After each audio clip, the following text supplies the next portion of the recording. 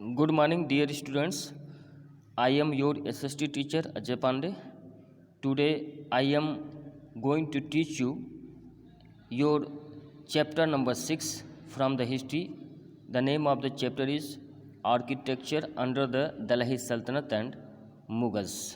तो प्रिय विद्यार्थियों, सुप्रभात। आज आपकी पहली ऑनलाइन कक्षा में मैं आपका SST अध्यापक अजय पांडे आज आपको इतिहास के चैप्टर नंबर 6 जिसका शीर्षक है आर्किटेक्चर अंडर द दिल्ली सल्तनत एंड मुगल्स, इस पाठ का अध्ययन करेंगे। आर्किटेक्चर का मतलब होता है वास्तुकला और दिल्ली सल्तनत इसके ठीक पहले का चैप्टर था जिसे हमने पढ़ा, और मुगल्स भी थे उसमें। इसके पहले के चैप्टर में हम दिल्ली सल्तनत और मुगल्स के बारे में पढ़ चुके हैं।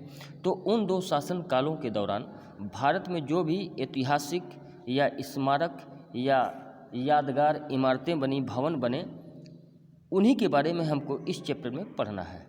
आर्किटेक्चर का अर्थ होता है वास्तुकला। वास्तुकला में वे सभी इमारतें, भवन, ढांचा आ जाते हैं जो ऐतिहासिक रूप से महत्वपूर्ण होते हैं। तो इस चैप्टर में हम उन्हीं के बारे में पढ़ने जा रहे हैं। So your first line start with that architecture in medieval India reached great Heights.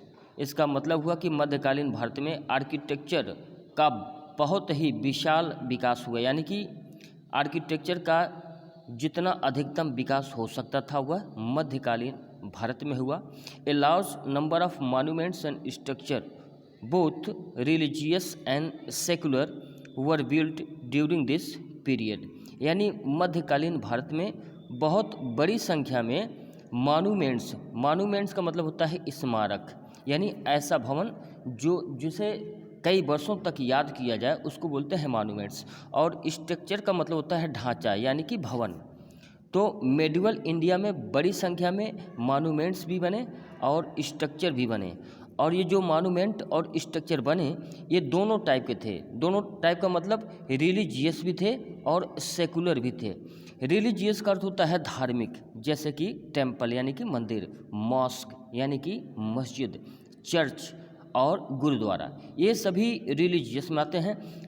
और ऐसे स्ट्रक्चर या मॉन्यूमेंट जिनका धर्म से कोई लेना देना ना हो उन्हें हम सेकुलर कहते हैं।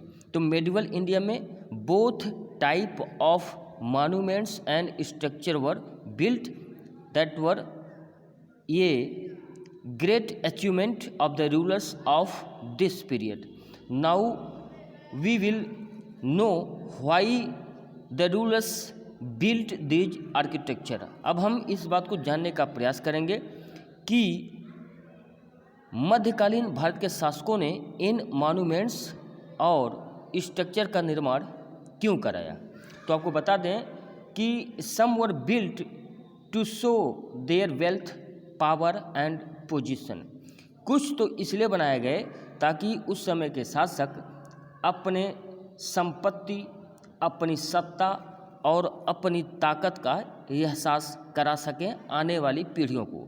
यानी उस समय के शासक जब ऐसी इमारतें बनाते थे तो उनके अंदर एक इच्छा होती थी कि आने वाली पीढ़ियां ये जानें कि इनके जो पहले शासक थे, यानी जो हम पर शासन कर रहे थे, उनकी सत्ता कैसी थी, उनके पास शक्ति कितनी थी, उनके पास संपत्ति कितनी थी, उनकी हैसियत क्या थी। इस चीज़ को दर्शाने के लिए ये आर्किटेक्चर बनाए गए। Some were built to show their victories. कुछ शासकों ने इन मॉन्यूमेंट्स और स्ट्रक्चर को इसलिए बनाया जब किसी युद्ध में उनकी विजय हो जाती थी।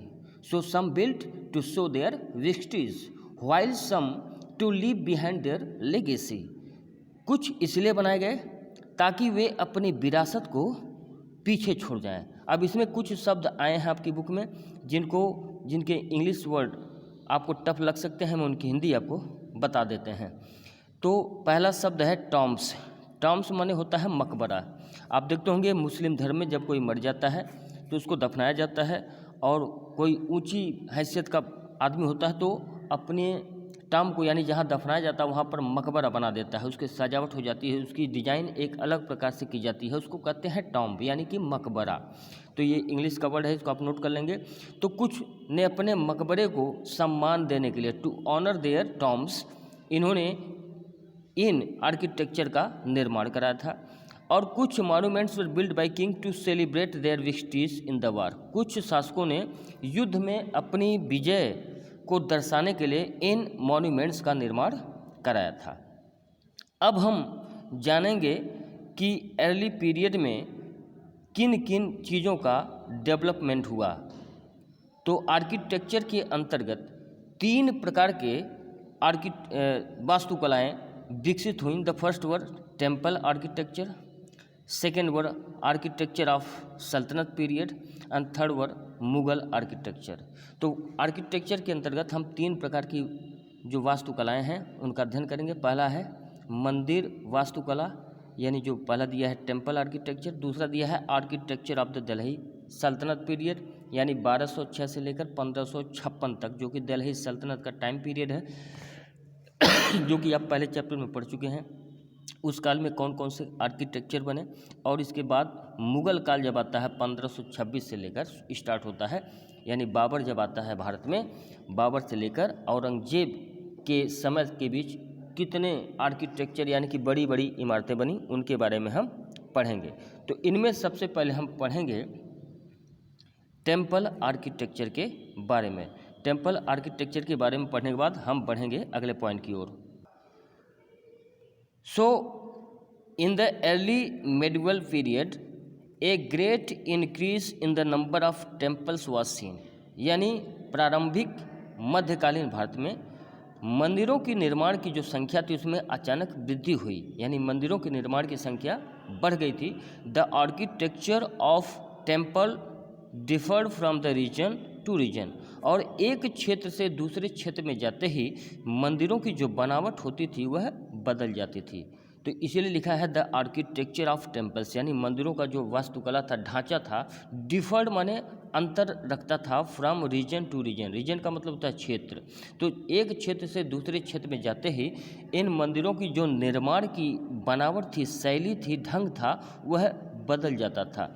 इसीलिए मंदिर यानी कि टेम्पल आर्किटेक्चर को हम कई भागों में बांटते हैं, मुख्यतः 3 भाग में बांटते हैं। जो पहला भाग है जिसे हम कहते हैं नॉर्थ इंडियन और नागर स्टाइल। तो उत्तर भारत में, नॉर्थ इंडिया माने नॉर्थ, उत्तर भारत में जो मंदिर बने थे उन मंदिरों में हम जो स्टाइल पाते हैं, जो ढंग पाते हैं, उसको हम कहते हैं नागर शैली। नागर शैली, स्टाइल का मतलब होता है शैली, स्टाइल का मतलब शैली होता है। तो नॉर्दर्न इंडिया में जो मंदिर पाए गए वो किस स्टाइल में बने थे? वो पाए गए थे नागर स्टाइल में। इसके बाद हम बढ़ेंगे अगले टाइप की तरफ। So the next type is south Indian और द्रविडियन स्टाइल। दूसरी जो शैली थी मंदिर निर्माण की वो थी दक्षिण भारतीय या द्रविड़ शैली। द्रविड़ ऐसे आपको लिखना है, द्रविड़ शैली, हिंदी में इस तरह लिखा जाएगा द्रविड़ शैली। तो फर्स्ट टाइप वाज नागर शैली, second type is Dravidian style या शैली, and third in the Deccan was Vesara style. So the 3 types of temple structure were found in medieval India.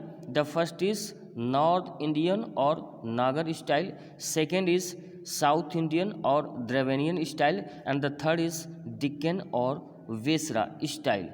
Now we will study about the temples of North India. तो विद्यार्थियों इसके बाद अब हम लोग पढ़ेंगे कि उत्तर भारत में जो मंदिर बने थे उनका जो बनावट थी वो कैसी थी। So the north Indian temples were built in the Nagara style. जैसा कि आप जान चुके हैं कि उत्तर भारत में जो मंदिर बने वे नागर शैली में बने। They have some unique features, लेकिन उनमें भी कुछ विशेषताएं थी। फीचर्स का मतलब होता है विशेषताएं, यूनिक का मतलब होता है अलग, डिफरेंट टाइप का। यूनिक मीन्स जिसके जैसा कोई दूसरा न हो, उसको बोलते हैं यूनिक, अद्वितीय बोलते हैं। तो यहाँ जो यूनिक फीचर था नागर शैली का उसके बारे में बताया गया है। तो नागर शैली का जो यूनिक था वो था गर्भगृह है। पहला क्या है? गर्भगृह है। जब आप मंदिर में कहीं जाते हैं तो जहाँ पे आइडल्स यानी कि मूर्ति, आइडल्स IDOLS, आइडल्स का मतलब होता है मूर्ति। किसी भी मंदिर में, टेम्पल में जहाँ मूर्ति रखी जाती है उसी को बोलते हैं गर्भगृह। तो नागर शैली की सबसे बड़ी विशेषता क्या है कि इन मंदिरों में गर्भगृह पाया जाता है। सेकंड फीचर्स ऑफ नागर शैली इज शिखरा। देखिए सेकंड नंबर पर दिया है। नागर शैली में बने मंदिरों की दूसरी विशेषता क्या है कि इसमें शिखर पाया जाता है। शिखर को आप हिंदी में विमान भी कह सकते हैं, शिखर को विमान कहा जाता है। सो द नागर शैली temples have the second features of shikhara और विमाना, और it was crowned by amalaka. It was crowned by amalaka, यानी जो विमान या शिखर बनता था मंदिर का वह अमलका के द्वारा ढका रहता था, यानी मुकुट की तरह उस पर अमलका लगा होता था। And the third features of the Nagara शैली टेम्पल वॉज द कि above the अमलका was a smaller dome called कलसा और water jug.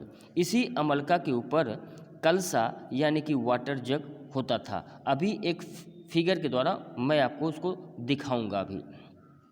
So the fourth features of the Nagar Shaili temple was that these temples have a simple and modest gateway। इन सभी मंदिरों में एक साधारण gateway यानी कि दरवाजा हुआ करता था। Now the fact that you have to remember is that the finest example of temple architecture of in Nagar style or the Jagannath temple at the Puri.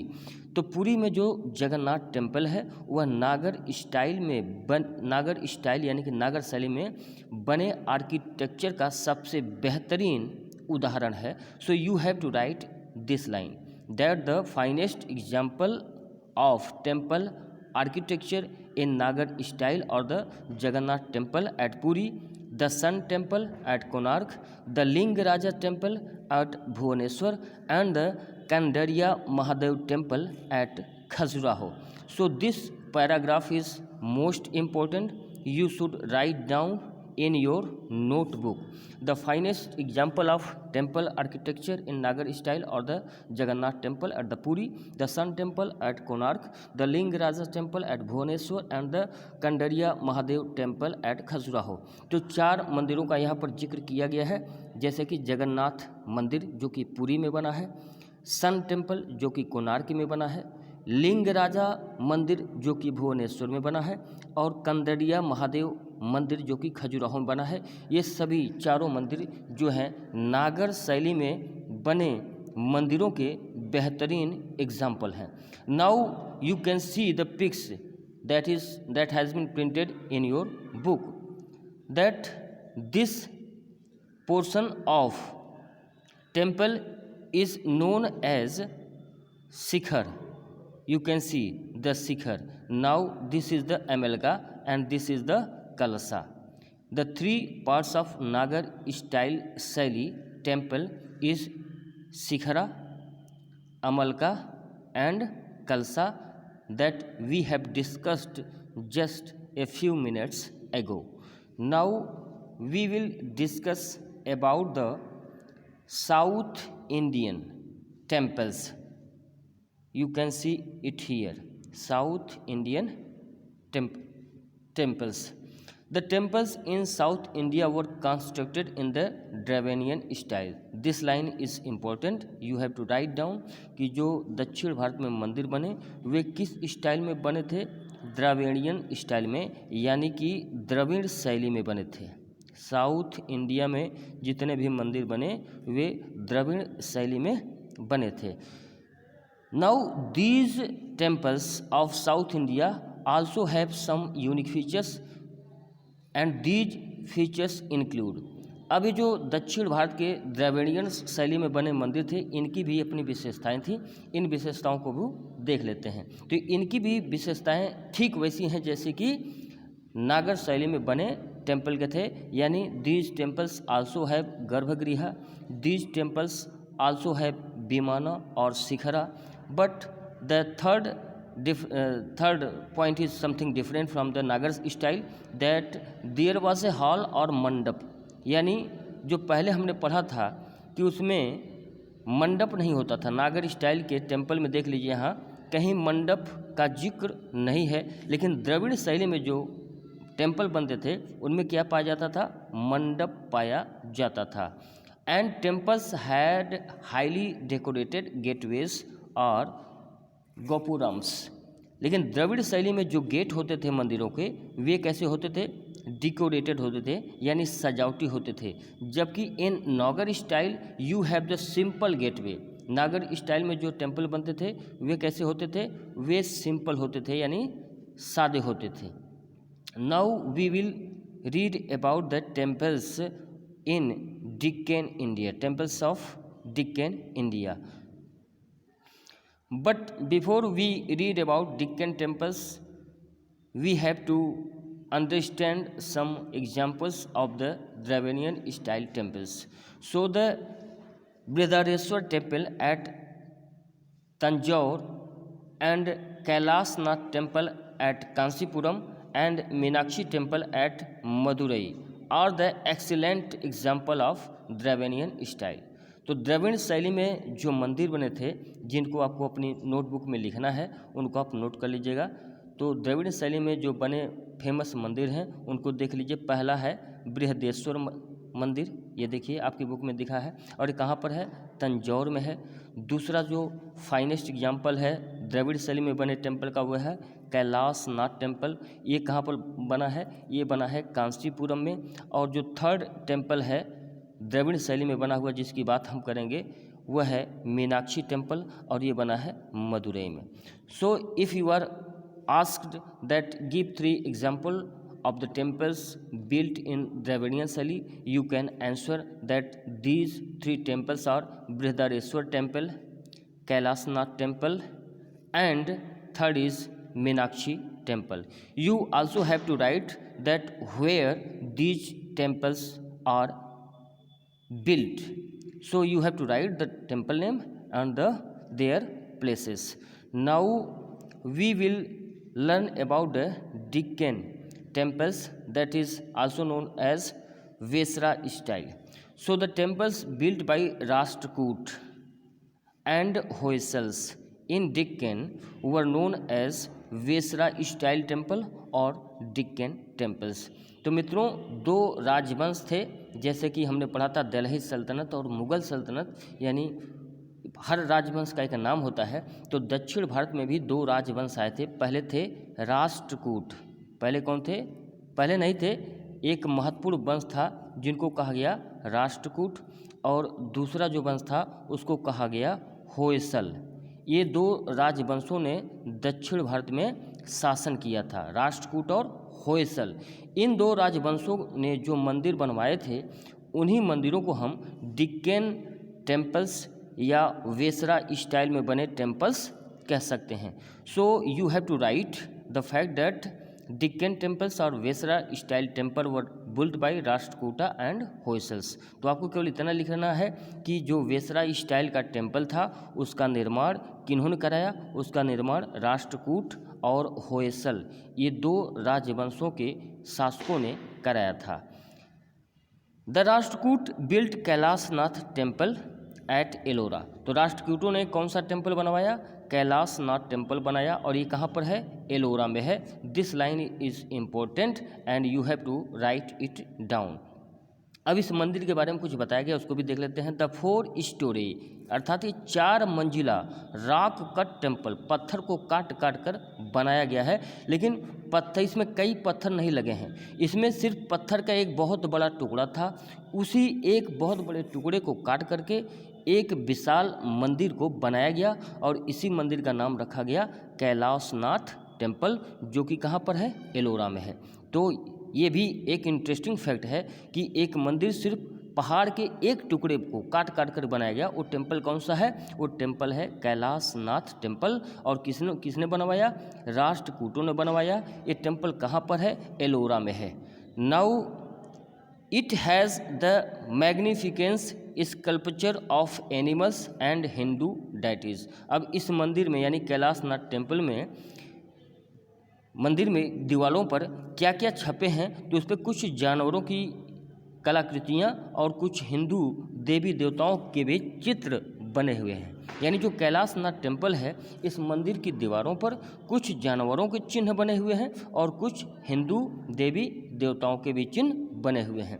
Now the next line says that the Hoysala temples combine the feature of Nagara and Dravid style. अब होयसल शासकों ने जो मंदिर बनवाए उसमें दो तरह के लक्षण दिखाई देते हैं, यानी उसमें नागर स्टाइल भी दिखती है और उसमें द्रविड़ स्टाइल भी दिखती है।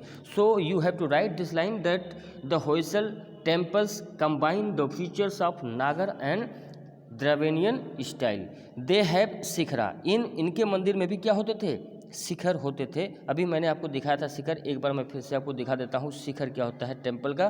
तो आपकी बुक में दिया है, देखिए शिखर आपके जो बुक में है आप देख सकते हैं, शिखर आप यहाँ पर दिया गया है। मंदिर का शिखर कहाँ है, कलसा कहाँ है और अमल का कहाँ पर है, इसको आप देख सकते हैं। Now we have to proceed to the next point and that is here. They were mostly hexagonal in shape and famous Hoysal temples are Hoysal Varsa temple at Halabid and Kesava temple at Somnath. So you have to write only one point from here कि जो Hoysala temple हैं वे कौन कौन से हैं। तो पहला temple है होयसलेश्वरा टेम्पल और ये कहाँ है? हैलेबीड में है। कहाँ पर है? हैलेबीड में है। और दूसरा जो टेम्पल है वह है केशवा टेम्पल और यह है सोमनाथ में। तो आपको सिर्फ इतना लिखना है कि होयसल ने जो दो टेम्पल बनवाए वे उनके नाम क्या हैं और किस जगह पर हैं।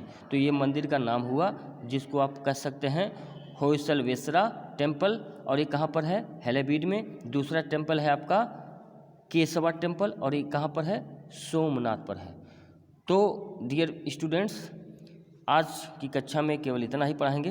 इसके बाद हम लोग अगले ऑनलाइन क्लास में आपको इंडो इस्लामिक आर्किटेक्चर के बारे में पढ़ा जाएगा और आपको देंगे। इसके अलावा इसके जितना भी पढ़ाया गया इसमें यदि आपकी कहीं पर डाउट्स हों, शंकाएं हों तो आप ग्रुप में या आप अपने एसएसटी टीचर के व्हाट्सएप नंबर पर अपनी queries, tough English words send कर सकते हैं जिसका जवाब आपको दिया जाएगा। So it's time to say goodbye. Thank you.